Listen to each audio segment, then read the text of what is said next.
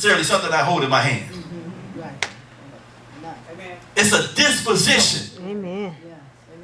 Yeah, when you say you're a rod of iron, boy, oh God, give me some. Give me some folks that's rod of iron around here. Not just, striking hard surfaces to make a spark. I'm not talking about that. I'm not talking about people who are heavy-handed and like to make judicial statements and stuff and judge people. That's not the rod of iron Amen. that God has raised. That's what we were taught, that when he comes back, he's going to use a rod of iron. It's for destructive processes and stuff and purposes, but this rod of iron is not for destruction, because we found out the rod of iron is connected to how we feed people. Yep. So that means when we feed them, we do what we say. Yeah. Oh, sugar got quiet in this Baptist church. Yeah. So this is not a club ready to strike people when confronted.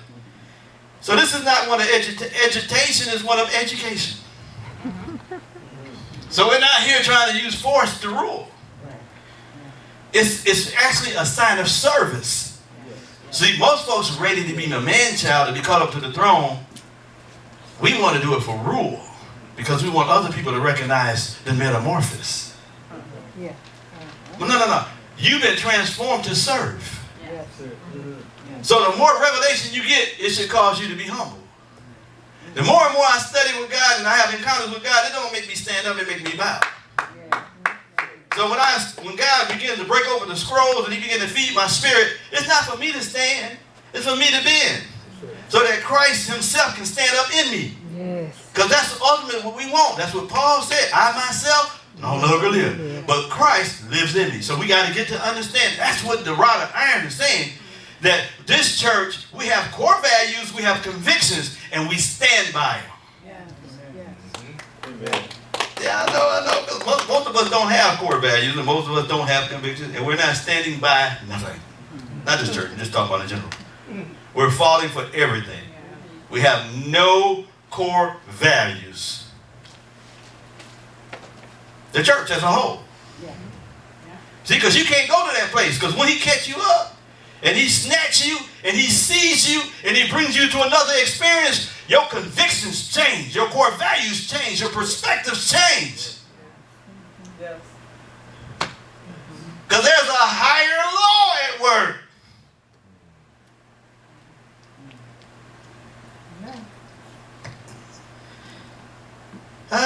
So in his loving mercy, he is going to, so we think in his loving mercy, he's going to beat somebody.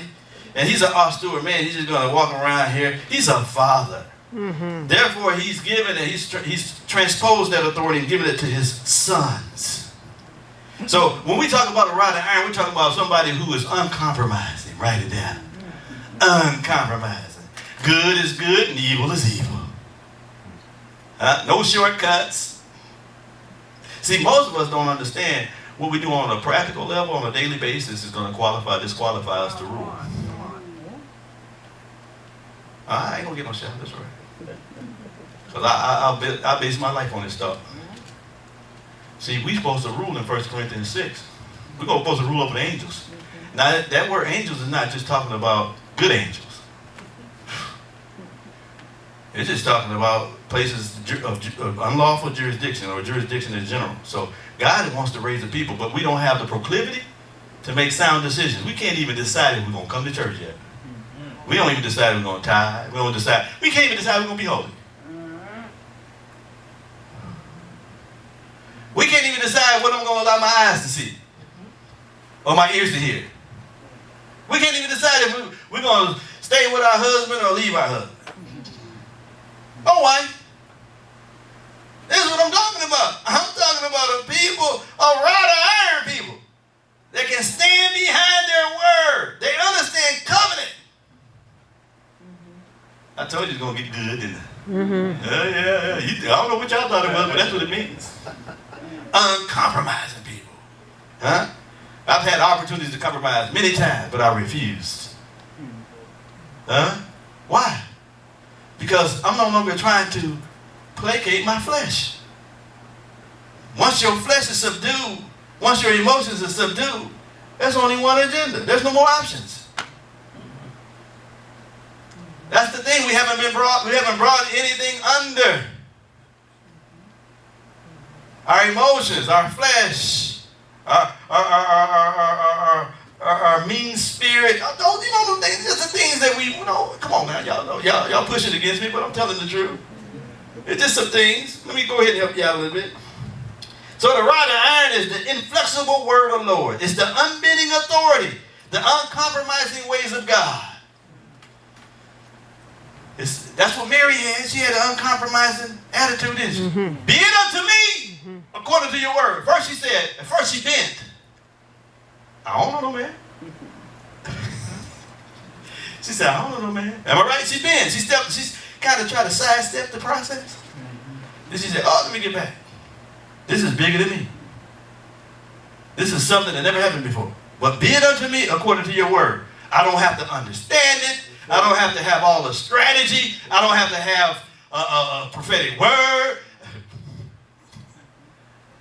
I'm just going to humbly submit myself as a handmaiden of the Lord to whatever heaven is determining for my life in this season. That's it. That's it. Thanks for that. Thanks for that. That's it. Yeah, I know. So it also denotes his character. His character, which represents his life, his nature, and his authority. Yeah. So the rod of iron is not what we thought. It's a new kind of ruling authority, based in compassion. This is not one it's based in compassion, not tyranny. It's the shepherding style of ruling. The ministry of Christ is revealed from people who have become one with him. This is the style of government that is firm and unyielding. Am I right? Mm-hmm. We want some soluble Christianity, which means we need something solid, something like a rock. He said, upon this rock. Yes. That's why you see rocks and gates and pillars. Anybody? Mm-hmm. It's a sign of stability. We're supposed to be stable. I told y'all that just recently. We're supposed to be the most stable people in the earth. Stable. People are supposed to look at everything that's within our sphere. Well, we know we got some things like kids that want to do their own thing, but I'm just talking about, just because our kids do some things out of order don't mean we don't have core values and convictions and procedures in place. Mm-hmm. Because there are, if you step without what we established as a house, if you step outside of those boundaries, then there is judgment. Am I right? Mm-hmm. Okay. So let me just say this. So these are individuals who have been called up to a higher realm, is going to use the rod of iron, an uncompromising, unyielding, not second guessing, a resolve in their spirit, a consistency in their thoughts. Their character is impeccable. Their emotions are stable. Don't y'all long for that? Don't y'all look at me all like y'all don't know what yeah, we long for that stuff. We need that rod. And the only way it's going to come, we're going to be submitted to God. We want his character. We want his life. We want his power. We want everything that the kingdom represents. And let me just give it to you. They will rule by the mind of Christ. If you never begin to allow the word to pierce your heart so that he can put a death nail, so he can bring a benediction to who you used to be, the carnal mind and its influences, because the mind of Christ is the only way you're going to begin to understand what it means to be apprehended of God. Amen. And the mind of Christ is not spooky. Mm-mm. The mind of Christ represents the obedience to the Spirit of God. Every time you say, yes, Lord. It's not just some song. Yes, Lord. What's the other part? For the rest of my life. Yes, Lord. Sound good on the song. But no, the mind of Christ, we seen it in Jesus because he made himself of no reputations. Am I right? If you go over to Philippians 2, that's the mind of Christ. If you go over there, you can read it. He became obedience unto what? Death. To the death. Mm-hmm. And I told you in 2 Corinthians 10, 4-5, the mind of Christ is over there as well. Not my will, but his will be done. When you make up your mind, I don't have a will anymore. You are a candidate who's learning to cultivate and nourish the mind of Christ.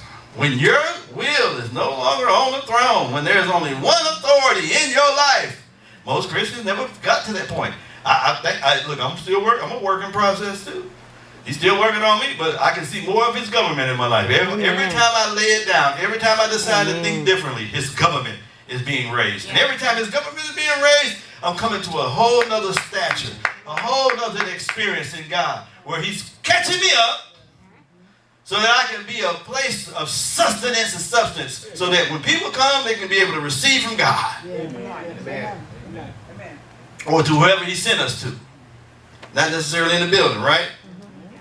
So these who rule with the mind of Christ, they won't let their own thoughts and emotions get in there and pervert what God is doing.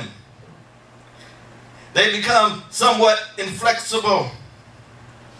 They won't allow humanity to infiltrate their desires, and therefore trying to offset it and call it the mind of God, a form of godliness. What I'm saying about the rod of iron, it has to be the unadulterated word. Y'all got that? Not infiltrated, not affected by our emotions and who we think about, or how we love somebody, and and how the lines are drawn, and how we really to tip through the tulips from time to time. It can't be that. It has to be the word of God, straight down the line, no compromise. You can tell you got that word stored up in you, and it's really good and stored up in you, not in your head, but it's in the tablets of your heart. When them roots are right, when your heart and mind is right, you won't stray.